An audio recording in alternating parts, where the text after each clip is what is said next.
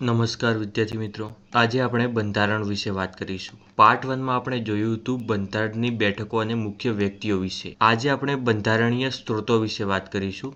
આમાંથી એક્ઝામમાં બેઠો 1 માર્ક્સનો MCQ પૂછાય છે, એટલે આ ખૂબ જ ઇમ્પોર્ટન્ટ છે. તો હવે આપણે ટોપિક તરફ આગળ વધીશું. આની સાથે સાથે આપણે MCQ પણ લેતા જઈશું. જ્યારે અમેરિકાની વાત આવે ત્યારે તેમાંથી મોટાભાગની ન્યાયને લગતી વાતો લેવામાં આવી છે. પહેલો સ્ત્રોત લેવામાં આવે છે મૂળભૂત અધિકારો, જે બંધારણના ભાગ 3માં આપેલા હકો છે એ અમેરિકામાંથી લેવામાં આવે છે. અહીં એક વાત ધ્યાન રાખવાની, અહીં મૂળભૂત અધિકારો લખેલા છે. મૂળભૂત અધિકારોની વાત આવે તો અમેરિકા, અને મૂળભૂત ફરજોની વાત આવે તો એ રશિયામાંથી લેવામાં આવ્યું છે. પછી બીજું છે ન્યાયિક પુનરાવલોકન, યાની કે જે ન્યાયતંત્ર છે એને કાયદાની સમીક્ષા કરવાની છૂટ હોય છે. ત્રીજું છે ન્યાયતંત્રની સ્વતંત્રતા, યાની કે જે ન્યાયતંત્ર હોય, જે કોર્ટ હોય, એમના પર સરકારનું બિલકુલ દબાણ ના હોય, એ પણ અમેરિકામાંથી લેવામાં આવ્યું.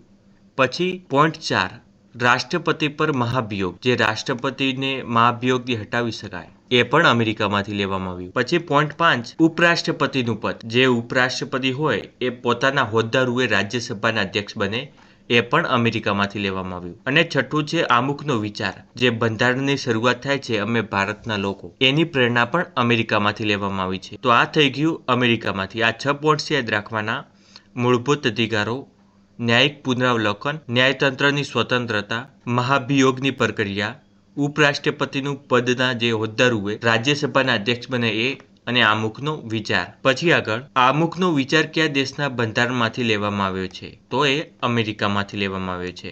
પછી ભારતીય બંધારણમાં સંસદીય પ્રણાલી કયા દેશમાંથી લેવામાં આવી છે? સંસદીય પ્રણાલી, તો એ આવશે બ્રિટન.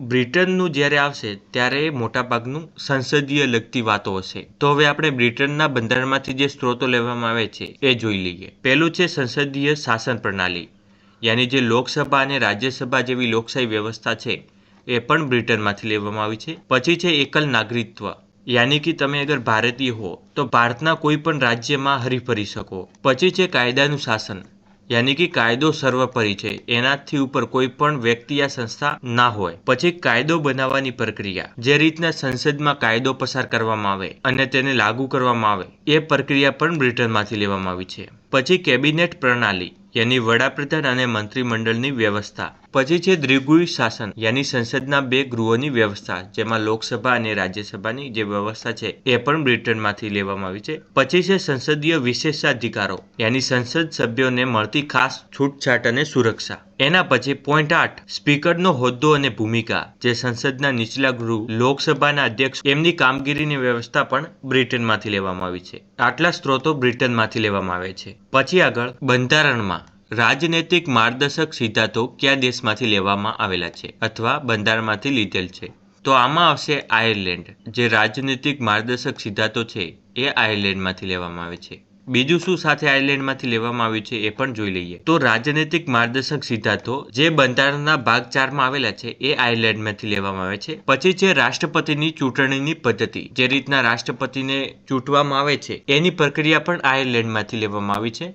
પછી રાજ્યસભામાં સભ્યોનું નામાંકન, અહીં એ વાત નથી જે 2/3 હર 2 સાલમાં જે ચૂંટાઈને આવે છે એમની વાત નથી, પરંતુ જે 12 સભ્યો અલગથી રાષ્ટ્રપતિ દ્વારા નિમણૂક કરવામાં આવે છે એમની જે પ્રક્રિયા છે એ આયર્લેન્ડમાંથી લેવામાં આવી છે. પછી આગળ, બંધારણમાં કટોકટી સમયના મૂળભૂત અધિકારોને મોકૂફ રાખવાની જોગવાઈ ક્યાંથી લેવામાં આવી છે? તો એ જર્મનીમાંથી લેવામાં આવી છે. અહીં વાત યાદ રાખજો કે જર્મનીનું જે બંધારણ છે એને વાઇમર બંધારણ કહેવામાં આવે છે. કટોકટી સમય ક્યારે હોય? જ્યારે માની લો કે કોઈ એવી આફત આવી ગઈ તેથી પૂરો દેશ લોકડાઉન ઉપર જતો રહે, એ સમયે તમે બહાર ના ફરી શકો, તો એ સમયે શું થયું? તમારા જે મૂળભૂત અધિકારો છે ભારતમાં સ્વતંત્ર રીતે ફરવાના, એ મોકૂફ રહી ગયા. પછી આગળ, ભારતીય બંધારણમાં મૂળભૂત ફરજો કયા દેશના બંધારણમાંથી પ્રેરિત છે? જે મૂળભૂત ફરજોની વાત છે. અને ઉપર જે આપણે અમેરિકામાંથી જોયું એ મૂળભૂત અધિકારો હતા, અહીં મૂળભૂત ફરજો છે, તો આ રશિયામાંથી. પછી ફ્રાન્સમાંથી જોઈ લઈએ કે ફ્રાન્સમાંથી કયા કયા સ્ત્રોતો લેવામાં આવ્યા છે. પ્રજાસત્તાકનું માળખું, યાની કે ભારતના વડા જેમ કે રાષ્ટ્રપતિ છે વંશ પરંપરાગત નહીં પણ ચૂંટાયેલા હોય. આ પ્રજાસત્તાકનો ખ્યાલ ફ્રાન્સનો છે. જે ભારતના રાષ્ટ્રપતિ છે એ ચૂંટાઈને આવે છે, વંશ પરંપરાગત નહીં હોતા, તો એને જ પ્રજાસત્તાકનો ખ્યાલ કહેવામાં આવે છે. અને આ કયા દેશમાંથી લેવામાં આવ્યું છે? તો ફ્રાન્સમાંથી. પછી આમુખમાં આદર્શો યાની આમુખમાં વપરાયેલા જે 3 શબ્દો છે, સ્વતંત્રતા, સમાનતા અને બંધુત્વતા, આનો ખ્યાલ પણ ફ્રાન્સમાંથી લેવામાં આવે છે. પછી આગળ હવે જર્મનીમાંથી જોઈ લઈએ. જર્મનીમાંથી કયા સ્ત્રોતો લેવામાં આવે છે? જે કટોકટી દરમિયાન મૂળભૂત અધિકારો મોકૂફ રાખવાની જે વાત છે એ જર્મનીમાંથી લેવામાં આવી છે. જ્યારે કટોકટી લાગે ત્યારે શું થાય? તો જ્યારે દેશમાં રાષ્ટ્રીય કટોકટી લાગુ હોય ત્યારે રાષ્ટ્રપતિ મૂળભૂત અધિકારો જેમ કે અનુચ્છેદ 20 અને 21 ને સ્થગિત કરી દે.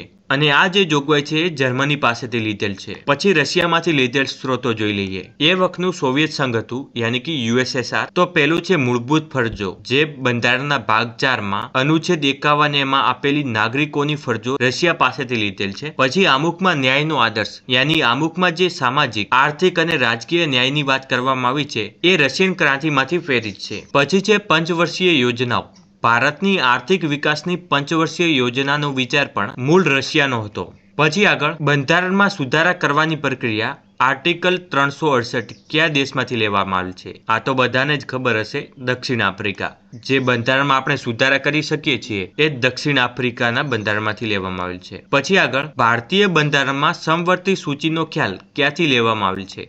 સમવર્તી સૂચિનો ખ્યાલ ઓસ્ટ્રેલિયામાંથી લેવામાં આવેલ છે. હવે આપણે દક્ષિણ આફ્રિકા અને ઓસ્ટ્રેલિયામાંથી જે સ્ત્રોતો લેવામાં આવેલ છે એ જોઈ લઈએ. તો પહેલા વાત કરીએ દક્ષિણ આફ્રિકાની. તો જે બંધારણીય સુધારા કરવાની પ્રક્રિયા છે આર્ટિકલ 368 હેઠળ, એ પ્રક્રિયા દક્ષિણ આફ્રિકામાંથી લીધેલ છે. પછી છે રાજ્યસભાના સભ્યોની ચૂંટણી, જે આપણે આયર્લેન્ડના બંધારણમાં જોયું હતું, જે 12 સભ્યોને રાષ્ટ્રપતિ દ્વારા ચૂંટવામાં આવે, પરંતુ એના સિવાય જે સભ્યો હોય એમની હર 2 વર્ષમાં 2/3 હિસાબે ચૂંટણી થાય છે. એમની પ્રક્રિયા દક્ષિણ આફ્રિકામાંથી લીધેલ છે. આ એ જ મુદ્દો છે.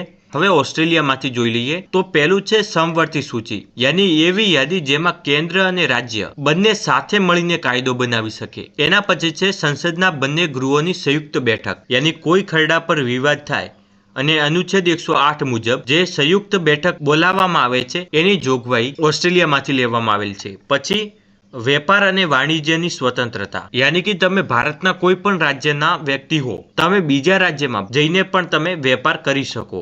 પછી છે આમુખની ભાષા. આમુખનો જે વિચાર છે એ અમેરિકામાંથી લેવામાં આવેલ છે, પરંતુ એની જે ભાષા છે એ ઓસ્ટ્રેલિયામાંથી લીધેલ છે. તો આ સ્ત્રોતો થઈ ગયા દક્ષિણ આફ્રિકા અને ઓસ્ટ્રેલિયામાંથી. પછી આગળ વધીએ. ભારતનું બંધારણ વિશ્વનું કેવું બંધારણ ગણાય છે? તો એ છે સૌથી લાંબુ અને લેખિત. પછી આગળ ભારતીય બંધારણમાં એકલ નાગરિકત્વનો ખ્યાલ કયા દેશમાંથી લેવામાં આવેલ છે?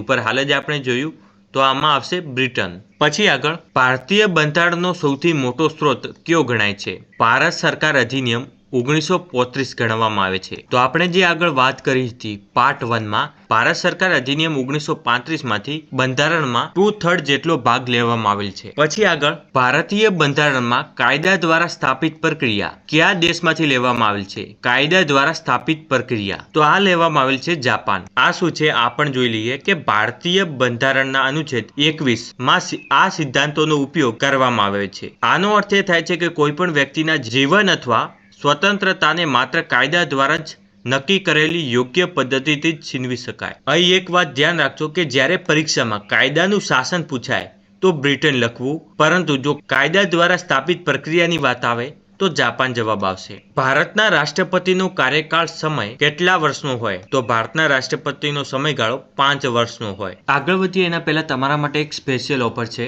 અમારા દ્વારા 32 પેજની મોસ્ટ IMP ગુજરાત ભૂગોળની IMP PDF બનાવવામાં આવી છે. ગઈ વખતે આ PDF માંથી 14 MCQ પૂછાયા હતા અને ગઈ વખતે આ PDF 25 પેજની હતી, પરંતુ આ વખતે અપડેટ કરીને જેમાં જિલ્લાઓની સંખ્યામાં પણ વધારો થયો છે એ પણ અપડેટ કરી દેવામાં આવ્યું છે. પછી જે રામસર સાઇટમાં વધારો થયો છે એ પણ અપડેટ કરી દેવામાં આવ્યું છે. સાથે સાથે ઘણા IMP પોઈન્ટો પણ કવર કરવામાં આવે છે માત્ર 32 પેજમાં, જેમાં જમીનના પ્રકારો, રાષ્ટ્રીય ઉદ્યાનો, IMP પર્વતો, નદીઓ અને જે ગુજરાતના અલગ અલગ પ્રદેશો છે એ, અને એની સાથે જે IMP ધોધ અને IMP ડેમ છે એમને પણ કવર કરવામાં આવ્યા છે. જે વિદ્યાર્થીઓ 5 તારીખ પહેલા જે આ PDF ખરીદશે, આ ગુજરાત ભૂગોળની PDF સાથે પર્યાવરણની પીડીએફ પણ ઉપલબ્ધ કરાવી દેવામાં આવશે માત્ર 49 રૂપિયામાં. તો જે વિદ્યાર્થીઓ આ પીડીએફ ખરીદવા માંગતા હોય એ આ નંબર પર હેલો સર લખીને મૂકી શકે. એમને સ્કેનર મળી જશે અને પેમેન્ટ થતાની સાથે જ પીડીએફ ઉપલબ્ધ કરાવી દેવામાં આવશે. તો હવે આપણે એમસીક્યુ તરફ આગળ વધીએ. રાજ્યસભાના સભ્યનો કાર્યકાળ સમય કેટલા વર્ષનો હોય? 6 વર્ષનો સમયગાળો હોય. પછી આગળ લોકસભાના સભ્ય બનવા માટે લઘુત્તમ વય કેટલી હોવી જોઈએ? તો આમાં આવશે લોકસભાની વાત છે તો 25 વર્ષ, પરંતુ જો રાજ્યસભાની વાત હોત તો 30 વર્ષ આવત. પછી આગળ ભારતના મુખ્ય ચૂંટણી કમિશનરનો કાર્યકાળ કેટલો હોય? જો 6 વર્ષ પૂરા થાય અથવા 65 વર્ષ થઈ જાય એના હિસાબે એમને એમનું પદ છોડી દેવું પડે. પછી આગળ રાજ્યના રાજ્યપાલની નિમણૂક કોણ કરે છે? જે રાજ્યપાલ હોય રાજ્યનો એમની નિમણૂક કોણ કરે? તો રાષ્ટ્રપતિ દ્વારા નિમણૂક કરવામાં આવે. પછી આગળ ભારતના રાષ્ટ્રપતિ બનવા માટે લઘુત્તમ વય કેટલી હોવી જોઈએ? તો રાષ્ટ્રપતિ બનવા માટે લઘુત્તમ વય 35 વર્ષ હોવી જોઈએ. પછી આગળ સુપ્રીમ કોર્ટના ન્યાયાધીશ કેટલી ઉંમર સુધી હોદ્દા પર રહી શકે? અહીં સુપ્રીમ કોર્ટની વાત થઈ છે તો 65 વર્ષ આવશે, અને જો હાઈકોર્ટની વાત આવે તો 62 વર્ષ. પછી આગળ હાઈકોર્ટના ન્યાયાધીશની નિવૃત્ત વય કેટલી હોય? અહીં વાત થઈ છે હાઈકોર્ટના ન્યાયાધીશની, તો હાલ જ આપણે કહ્યું 62 વર્ષ. પછી આગળ ગ્રામ પંચાયતના સરપંચ બનવા માટે લઘુત્તમ વય કેટલી હોવી જોઈએ? સરપંચ બનવા માટે લઘુત્તમ વય 21 વર્ષની હોવી જોઈએ. પછી આગળ રાજ્યસભાના અધ્યક્ષ ઉપરાષ્ટ્રપતિનો કાર્યકાળ કેટલો હોવો જોઈએ? તો એ પણ રાષ્ટ્રપતિ જેટલો જ, યાની કે 5 વર્ષનો. પછી આગળ વિધાન પરિષદના સભ્ય બનવા માટે લઘુત્તમ વય કેટલી હોવી જોઈએ? વિધાન પરિષદના સભ્ય બનવા માટે તો એમાં 30 વર્ષની વય હોવી જોઈએ. જો વિધાનસભાની વાત હોત તો 25 વર્ષ આવત, પરંતુ અહીં વિધાન પરિષદની વાત છે તો 30 વર્ષ આવશે. અને તમારે કમેન્ટ્સમાં બતાવવાનું છે કે ગુજરાતમાં શું વિધાન પરિષદ છે યા નહીં. પછી આગળ ઉપરાષ્ટ્રપતિ રાજીનામું કોને આપે? ઉપરાષ્ટ્રપતિ. તો ઉપરાષ્ટ્રપતિ રાષ્ટ્રપતિને આપે, અને રાષ્ટ્રપતિ કોને આપે? મુખ્ય ન્યાયાધીશને. પછી આગળ ભારતના પ્રથમ નાગરિક કોને ગણવામાં આવે છે? ભારતના પ્રથમ નાગરિક તો રાષ્ટ્રપતિને ગણવામાં આવે. પછી આગળ લોકસભાના સ્પીકર પોતાનું રાજીનામું કોને આપે છે? લોકસભાના સ્પીકર, તો એ લોકસભાના ડેપ્યુટી સ્પીકરને આપે. પછી આગળ ભારતીય બંધારણમાં પ્રજાસત્તાક શબ્દ કયા દેશના બંધારણમાંથી લેવામાં આવેલ છે? તો હાલ જ આપણે જોયું એ ફ્રાન્સમાંથી લેવામાં આવેલ છે. તો આજ માટે બસ એટલું જ. તો પાર્ટ 3માં આપણે બંધારણીય સ્ત્રોતોની વાત કરી લીધી, સાથે સાથે મુખ્ય વ્યક્તિઓના હોદ્દાના સમયગાળાની પણ વાત કરી લીધી. તો હવે આપણે પાર્ટ 4માં બંધારણીય સુધારા વિશે વાત કરીશું. અને જો તમારે આ પીડીએફ જોઈતી હોય તો તમને ટેલિગ્રામ પર મળી જશે.